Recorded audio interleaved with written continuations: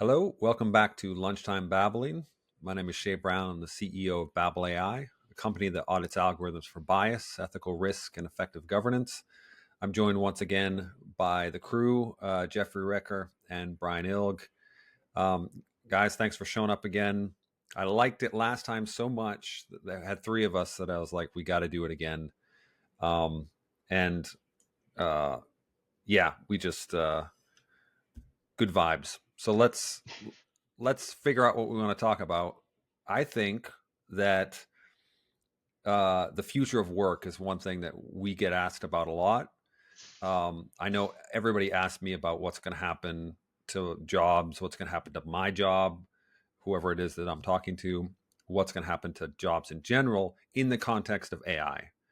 And so some of it means AI taking your job, others the fact that I have to learn AI to do my job, or some other effect on the economy or shift in the way what kinds of jobs are available. And so I know both of you think about this a lot. So maybe I'll kick it to you, Jeffrey, first to like, what are your thoughts on this topic sort of generally? Yeah, I've got a lot of topics on this, or a lot of thoughts on this topic, as I misspeak there. Um, and same, I get asked this quite a bit actually. There's a lot of either fear around loss of their job to AI or confidence that there won't be a loss of work. People often think, "Oh, my job can't be done by AI," and I would say look at the advancements in robotics.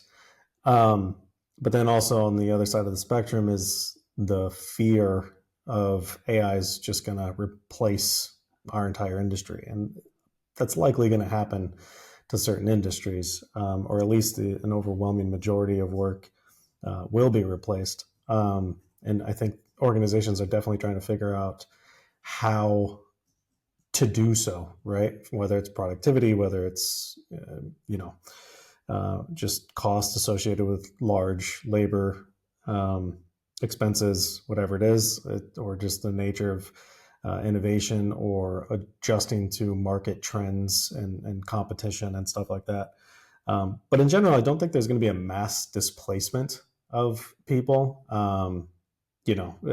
Productivity continues to go up, yet unemployment hasn't drastically changed. Our work life hasn't changed. If anything, we're working more than ever in the advancement of all of the technology and tools we have.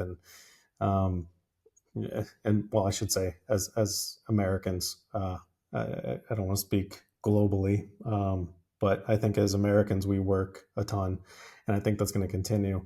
Now, that being said, yeah, AI is definitely going to replace some work, and it's going to replace work that I think people are going to be surprised by. What I will also say is I don't think it's going to be a thing where like entire jobs and entire sectors are just gone. I think compartments of the work that people do will be automated, right? And what I mean by that is, whether you're a journalist or somebody in marketing or somebody in finance, if there's like so much of your workday, you do so many different things, a section of that is going to be automated in the coming years. That I confidently believe. And that's where the consolidation, it's not going to be that there's going to be a full replacement, but there's definitely be a consolidation of work. And it's going to be more technical, more high level. And it's going to be a lot of, you need to know that industry, you need to know that role, you need to know when the tools are wrong, and then use the tools to augment your work. I'll stop there and kind of get your guys' thoughts on that. See if you disagree, agree, or want to add to it. Bryan, what do you think? Yeah,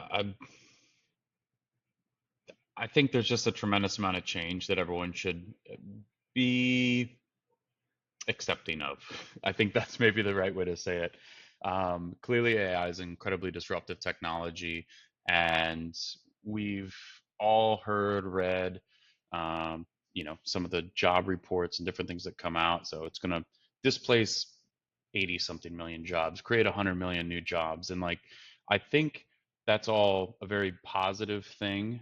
Most of the jobs that I think AI is easily going to replace are things that are redundant data processing, simple task work that feels like busy work and kind of reduces the ability for people to be creative in business. I think that's where people find fulfillment in work, not like punching things into Excel sheets all day. I don't know too many people who love data entry, so maybe that's a good thing. But yeah, I mean, obviously, there's the concern about the creative jobs as well. You see like Mid Journeys and all these other things popping up, and how does that impact artists and creative types? And there's been so many things that we've talked about already on those things. So, just I think everyone just needs to be aware that AI is pretty much going to infiltrate all aspects of all roles. And, you hear this all the time. People who are understanding of the technology and how it can improve that function that you have domain knowledge in within your role, uh, you know, figure out how AI can improve your position there. But then it's also probably good to look back historically and realize that when technology shows up at scale, certain professions do die off, and you can look back over the last 150 years and have many examples of this. Cars existed just like AI existed before ChatGPT.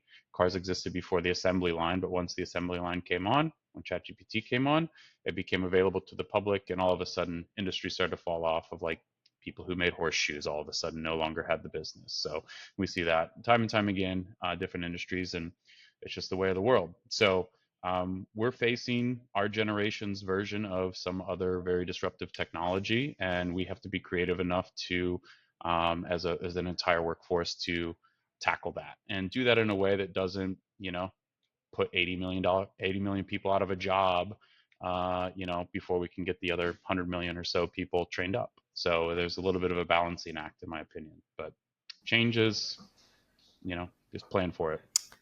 Yeah, I'll just reply to that real quick. You hit a really important part that I feel like is kind of lost often. Is just markets are constantly changing. So you had like the app industry changed things. You had the internet changed industry. You had software in the 80s, and the computer in the office changed the industry. The various, what has robotics done to manufacturing, and what manufacturing did to, you know, textile and agriculture and like all of these things.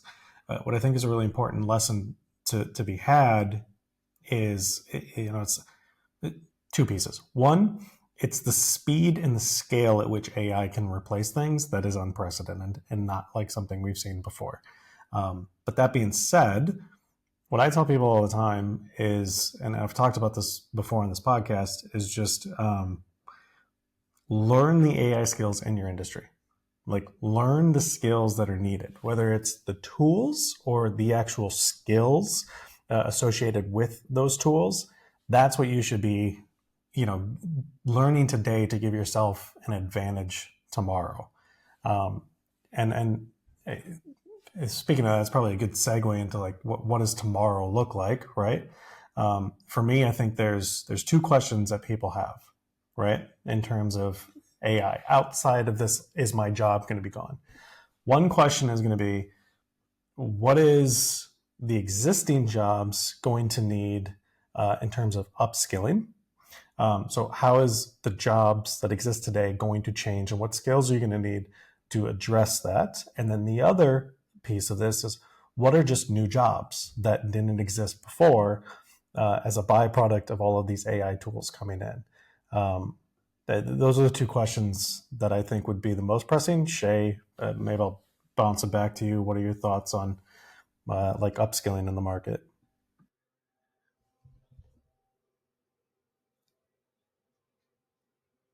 Yeah, so I think I, I think that is a good framing, because the real question is, because most of the time when people get asked this, there's like, people will give responses like we've been giving, which is not super action guiding for them, because the real question is, what do I do right now? And it could be, if you're a kid who's trying to think about what career you want to get into, or a mid career professional who's like, what do I need to learn to keep my job, or whether I need to shift what I'm going to do. Like, there needs to be like really specific path. Like, what's the risk mitigation? And so to that, I think your two questions are a good way to frame it. It's like, will I need to learn AI, and to what extent do I need to learn some AI skills, or at least be comfortable with it, to keep my job and to advance as into whatever my job might morph into? Or do I need to look for other places where either I would add sort of an extra thing, either there's a new job category that gets created, or there is a new sort of AI resistant job category that exists now, but I could get into it and it will have a longer lifetime and more robustness to weather the storm. And I think we have a bunch of opinions about this between the three of us. And the other thing I want to mention here before we get into, I think we should tackle these three things. The other thing I want to mention is that there is a lot of, I don't know if rhetoric is the right word, but we're going to hear from a lot of other people saying that basically they think that AI is going to, there's two camps. AI is going to sort of replace everything. And this is the camp of, like, we got to talk about universal basic income, like how do you live your best life not having to work. And then there's the other camp which says AI is not going to, they're basically dumb systems that aren't ever going to replace humans in the vast majority. So I wouldn't call them Luddites, but they are actually, a lot of people in our responsible AI community have this opinion that it's overhyped, and that the other camp is just plain crazy, and don't worry about that now. We have a very, very long time horizon, and so don't even worry about this stuff. So anyway, I think most people are worried enough that we do approach, try to answer these three questions. But we do want to understand that there are two different camps that are much more extreme on either end from what we're talking about. And I don't know if we even want to address them at this point, because most people are focused on the here and now. I can definitely react like right away. Right off the bat, yes, there's absolutely AI overhype. People are over communicating the skills of AI today. That is absolutely happening. I always say the phrase, AI is not smart, it's clever, right? It can solve some really clever things, but it's not super smart. It fails all the time. It makes silly mistakes. You should always have a human in the loop. I do think that there's some almost fear mongering that goes on in terms of the potential capabilities, especially when we talk about like general purpose AI. I have my doubts in terms of if that's even possible, but I think it's more of a deflection on the real risk that exists today. But yeah, the reality is AI is here, right? And it's going to be a part of your job. Actually, I shouldn't say that.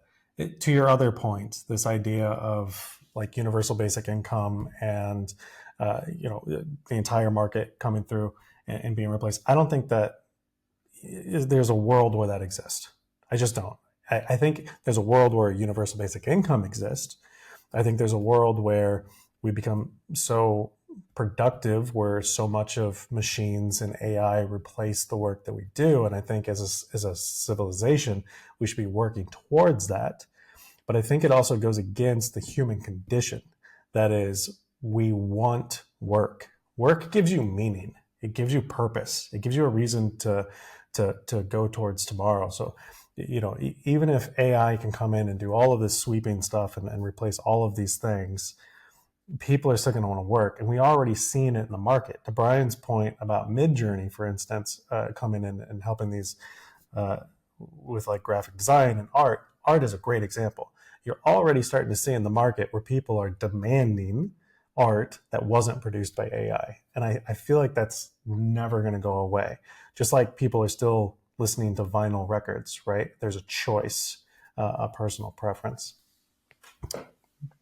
I'll stop. I'll stop there. See if you struck a chord with that one. Bryan, what do you think? I'm a Spotify guy myself. Um, no, so yeah, I mean, you're going to see markets shrink and move and go all those places. But I think the question you asked was good. What are existing roles that need upskilled, and what are new jobs? I think those are thoughts that I don't hear a lot of people talking about mainstream. Most of the stuff I hear about AI, like new features and like foundational models now, like doing things that can do 2 weeks ago weren't thought possible. So I'm excited to talk about it. I I really think what, from my perspective, I'm a sales guy, right? So the threat to sales are going to be these AI agents that can, you load up the knowledge base, all of a sudden they're a fully fledged, solutions engineer, and you can have voice interaction, transcribe, perfect, information capture. And how does that get received by the customers, right? Are customers going to really want to just work with AI agents? I think the old adage is people buy from people. So I'm curious if that holds up. But I think the soft skills of relationship building and connecting with people is what makes business move, at least from a sales perspective. Obviously, you got to have the chops and the knowledge and the table stakes. And I really think that AI is able to lift a lot of salespeople into better spots. So I'm not, by my own accounts, the brightest person on the planet. I don't think I can go below like tier one level knowledge on just about any technical system.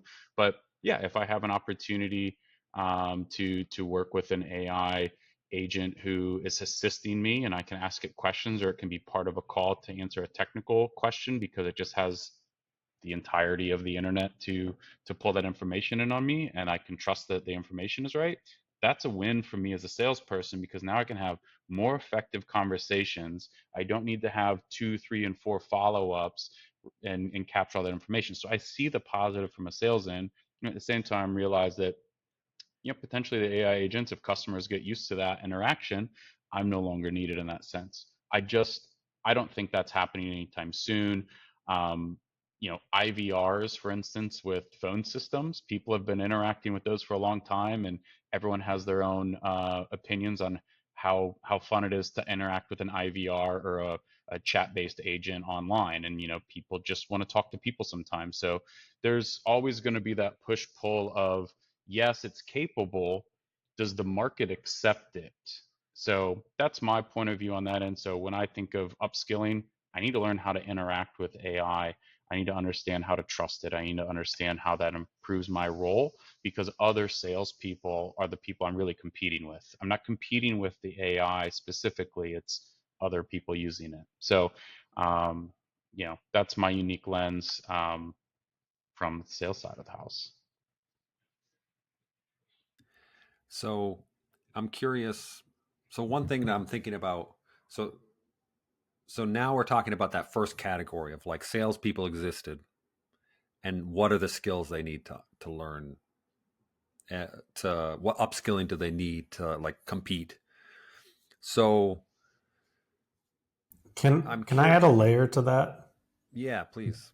Bryan, you also hit a really key point there that I think we see all the time, especially, and that is also, how do you have trust in the AI tool? I would add that to that layer. That's the answer to the what new jobs are coming online. That's going to be Yeah. somebody else ensuring that you can trust the AI as a salesperson. They're going to tell Yeah. you that, yeah, this works now. So, Yep. that one's in the chamber. Yeah, that's coming. I think, yeah, I think that's the question about what kind of skills do you need for is really going to depend on what you're doing, right? So as a salesperson, like let's say you have some amount of trust, but you probably do need to recognize the fact that there's a likelihood that some of the information that you get may not be spot on, right? So and that's like maybe transitory. Maybe there will come a time where it's like we have complete confidence, and you can just operate with the assumption that this is an oracle that's giving you information that's pretty much accurate to the extent that the source information is accurate.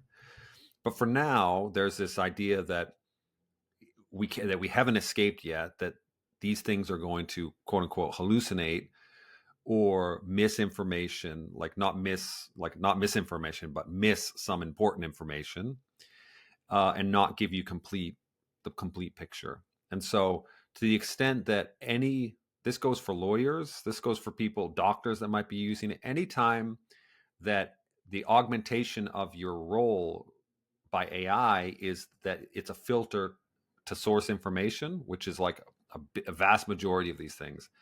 It's some level of like understanding about the limitations of the AI, which is not like a huge lift to because we train people in this all the time. It's not a massive lift, but it's a lift that has to happen. Like you have to be able to recognize when to be skeptical, to what extent can you trust it, and how you're going to navigate that uncertainty which exists now, right? So I think that is a bucket of skills that I think could carry. Like if you don't have if you haven't gone on that journey yet, that's the one that like is the lowest. It's still a lift, but it's the lowest lift for anybody in any role where information is important, which is pretty much everything, unless you're just putting together widgets. Like that is going to be kind of like the first bucket that you want to approach, is like, how does this system work, and what's the likelihood it's going to give me false information? How do I recognize that, and how do I navigate that and adjust the way I work, like if it's selling to somebody, in such a way that it accommodates for that current state of affairs? Yeah, and I would also say too, this is why it's important to already kind of be an expert in your space, right? And by expert, that there's a spectrum of that, right? If you're a software engineer and you go to school, you have a level of, but you haven't gotten a job yet. There's a level of expertise all the way up to the most senior engineer. But you should know like when the tools are wrong, right? And speaking of the misinformation or the incorrect information, say software engineering is the thing. Any software engineer who's used ChatGPT knows its limitations and knows how often there's like just small little errors, or just categorically, and then you kind of learn how to ask better questions. But yeah, understanding its limitations and maybe even understanding how to put in guardrails from either an organizational standpoint or from a personal standpoint to kind of protect yourself so it's not going off the rails, and knowing how to address like hallucinations. So let's get, because we're already creeping up on time. Let's talk about the new categories here, because I think this is where we at BABL, working at this kind of frontier of AI auditing and evaluation and the sort of trustworthy AI, responsible AI space, see new opportunities. And so I don't know which of you want to tackle this first, but like I think there are significant new roles which are gonna not go away anytime soon, potentially ever. I can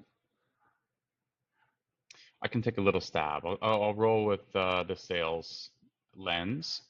So when I think of, so the function of sales is not new, but I do think the tools that are emerging to manage AI, for instance, that's a completely different type of software.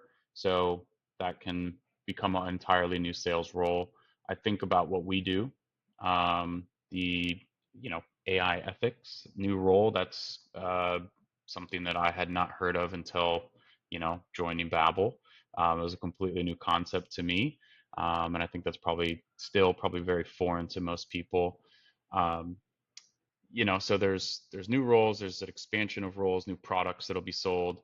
I think, and I think back to historically, like when the internet came on and people needed assistance getting pay-per-click advertising with Google. So there's tons of business opportunities for small to medium business AI implementation, right? So there's going to be completely new business opportunities for people doing things that were similar to what existed in the past. And you kind of look back to how things change and where gaps are going to be consistent. And those are going to be easier areas to find opportunity. Um, from a sales end, but yeah, so that's kind of a three-part answer there, and not specific to all new jobs, but new opportunities that will create just jobs, so. Yeah, I could add to that too. You made me think of something I hadn't thought of prior when you were saying that too. And one is just the idea of managing AI. So, say you do use some tool that's going to replace some big section of your organization, there will be roles to manage that, because you can't just like let these tools run free. There's always going to be risk associated with that. Everything from reputational to legal to just silly mistakes. But for me, I say this all the time, or I bring this up all the time on this podcast, responsible AI or AI ethics for me is basically social sustainability applied to AI. So for me, if you're looking at like what jobs are going to be there in the AI space or the responsible AI space 5 years from now, look and see where it is in the sustainability space right now. There's going to be managers specifically for this. There's going to be governance roles specifically for this. We're starting to see these emerge. All Tech is Human has a responsible AI board out there. That's really good. And roles you see all the time are like AI governance manager, director.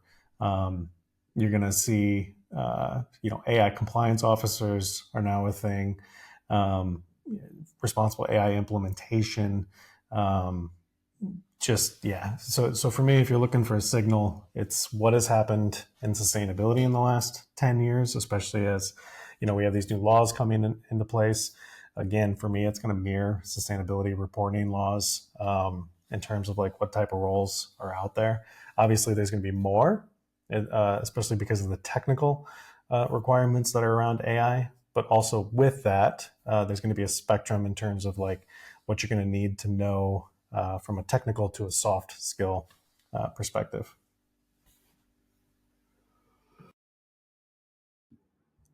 So I want to address a little bit because I know there's going to be some developers out there that are wondering, like, you haven't talked about coding yet.